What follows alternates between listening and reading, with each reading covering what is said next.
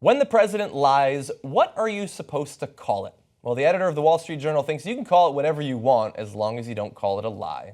Let's watch. Do you feel comfortable saying so-and-so lied? To be that, if somebody says just an outright falsehood, do you say the word lie? Is that important to start putting in reporting or not? You know, I'd be careful about using the word lie. Lie implies much more than just saying something that's false. It implies a deliberate intent to mislead. I think it's then up to the reader to make up their own mind, to say, this is what Donald Trump says, this is what a reliable, trustworthy news organization reports, and you know what? I don't think that's true. I think if you start ascribing a moral intent, as it were, to someone by saying that they've lied, I think you run the risk that you look like you're not being objective. I think people say, well, you know what? Hillary Clinton said a lot of things that were false. I don't recall the press being quite so concerned about saying that she lied when in headlines or in stories like that. I think we did. Now, are you concerned about appearing not objective?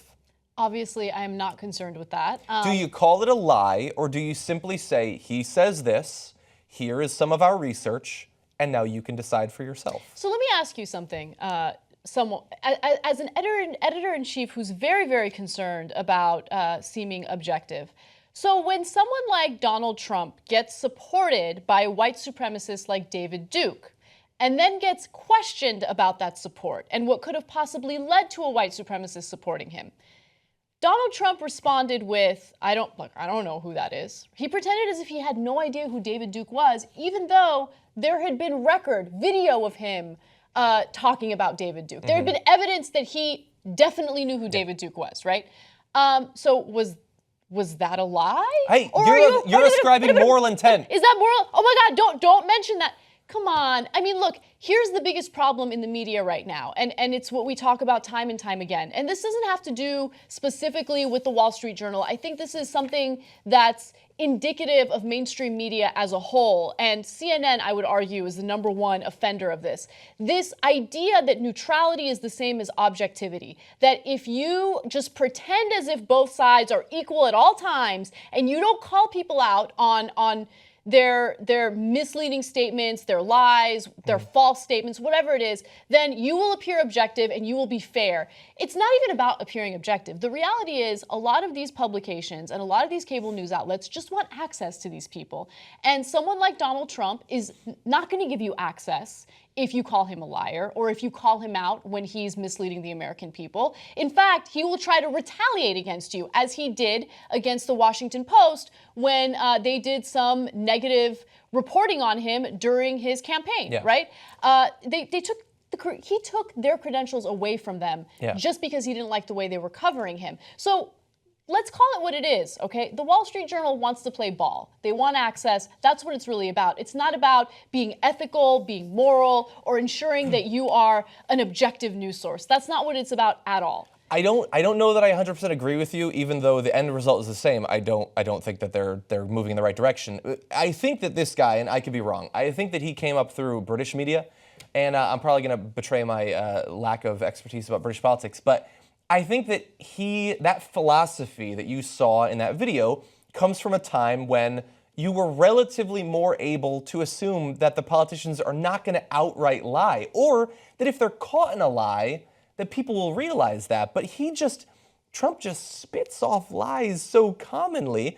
And look, every human, almost without exception, is bad at admitting when they were wrong, when they made a mistake or when they said something that was incorrect. Few people are good at dealing with that and accepting it, owning up to it.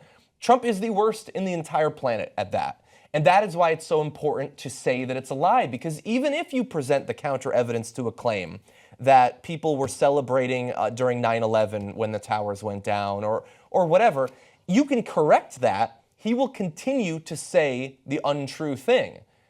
And so you're worried about ascribing a moral intent. I'm not worried about that. You shouldn't do it haphazardly, but he is trying to deceive people. He says shit that's untrue, is corrected, and then continues to say it. That is a lie. That is an attempt to deceive.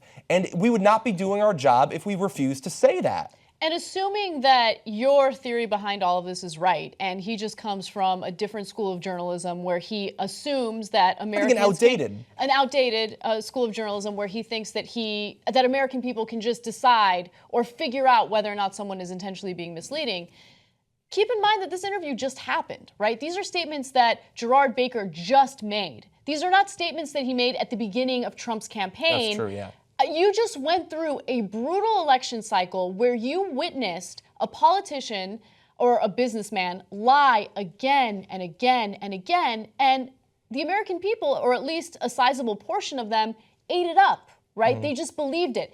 The stark reality right now is that the vast majority of Americans don't have time to do your job, which is why you should do your job, right? Your job is to determine who is telling the truth and who is not telling the truth, okay? If we're having an issue with semantics, or if we're having an issue with what word you use to describe the falsehoods, then fine, okay, you don't want to use lie, but if they're being misleading, it is your job as editor-in-chief to ensure that your reporters are doing their jobs in determining who is being misleading, who is making false statements. End of story, okay?